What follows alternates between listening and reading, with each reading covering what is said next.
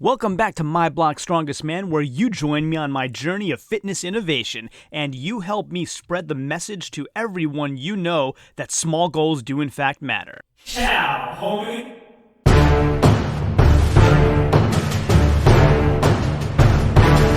Two super quick reminders. One, supercharge your own YouTube channels, efficiency, keyword optimization, and much, much more using my TubeBuddy link in the description below.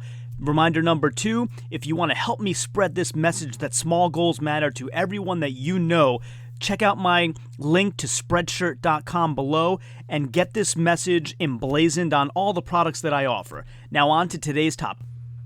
Welcome back, strongest men, women, and children from all around the world. Today we're going to learn about the Viking press. So for those of you who have never seen this done in strongman competition, it's set up like you see on the screen right now, demonstrated by one of my favorite strongmen of all time, Lawrence Chalet. If you haven't checked out his channel, Big Laws Official, do it right now. It's a fantastic and informative channel and really entertaining. So as you can see with the setup here, the weight is all behind the competitor, usually with the competitor facing away from the weight, but sometimes they do it facing toward the weight depending on what the setup is like. And the lift is an overhead press done holding handles that are perpendicular to the body line, as you can see here. So a couple of rules with the Viking press in international competition. There's no double dipping. That's really the main rule. So what is double dipping? Double dipping is when you bend your knees slightly to gain the momentum, stand up to press the weight, and start pressing with the arms before the knees are locked out. And then you sort of lock out the knees to get that little extra oomph to push it the rest of the way up. So that's double dipping. You've kind of pressed up on the legs and then pressed up slightly on the legs again. So I know a really, minor nuance, but in international competition, it's a huge deal. And so when you do any double dipping on a Viking press, that rep is disallowed. It's not counted. And so I'll show you an example of two different competitors performing a Viking press so you can see the difference in technique and so you can see a video in action of how it's done. So what I want you to do is I've watched this probably 50 times, and you could argue that. So what we would do here is I want to move forward a bit and show you a difference in technique. And after that, of course, my strongest man has to go try this himself outside, so I don't want to keep you waiting too long with bated breath on that part of our show. And so here, press. So what I want to do now is move into what I want to try to accomplish today. And so, I'll take you along my journey. Maybe you'll see what I do. Maybe you'll get inspired and find something around your property to do similarly to get in that great workout. But I'm going to Viking press a snowblower. And so I don't have the capacity to hang it from the air or suspend it on scaffolding like they do. So I'm going to have to Viking press it off the ground, meaning that part of it, the front part that eats up the snow, is going to be on the ground while I raise up the back part. And so we'll click on this one right here. And this is the model that I have. It's a 26-inch wide, 3-way snowblower, and if we look up the weight of that, which I wanted to have an idea of what it weighed, so we'll go back to our Google search, and so the weight of this snowblower is 265 pounds, so nowhere near what these guys are lifting. I think they're in the 600 or 700 range when they do their Viking presses, but for My Block Strongest Man, I think really a great challenge, and we'll do a timed challenge like those strongmen do, so we'll see how many reps I can put out in 60 seconds, for example. Hopefully it's more than one. We'll see. I've never tried this before.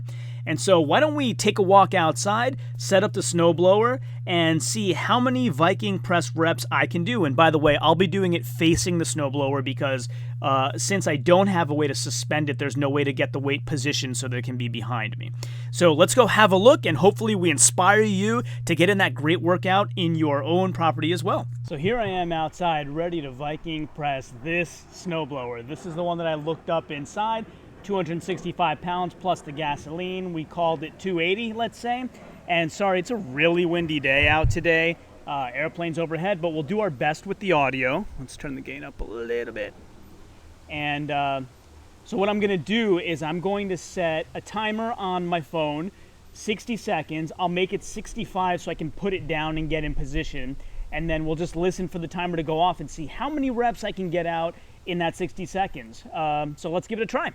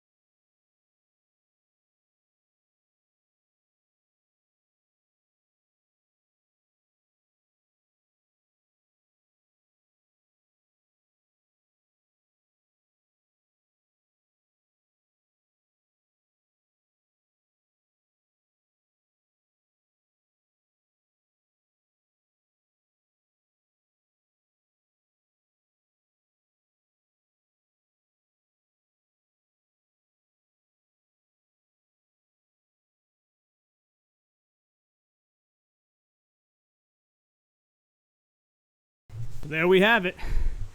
41 reps. So there we have it. 41 reps in 60 seconds. I think that was a pretty great feat. Maybe next time what I'll do is try to get this whole thing up off the ground. I have an idea on how to do it. But I hope you learned something great about the history of the Viking press today, and you learned how you can follow me on my journey all around my property and yours and find heavy things that you can lift safely with correct technique to get in that great workout. The best sign of this is that I'm out of breath at the end of these videos, that I know we've both gotten in a great workout today. Thanks for joining me on my block, Strongest Man. Hit that subscribe button if you haven't already. Share this with everybody you know. Like the video, and remember to hit the bell button for notifications of all my wonderful videos that release every other day, 10:30 a.m. Eastern. And of course, as always, until next time, ciao, homie.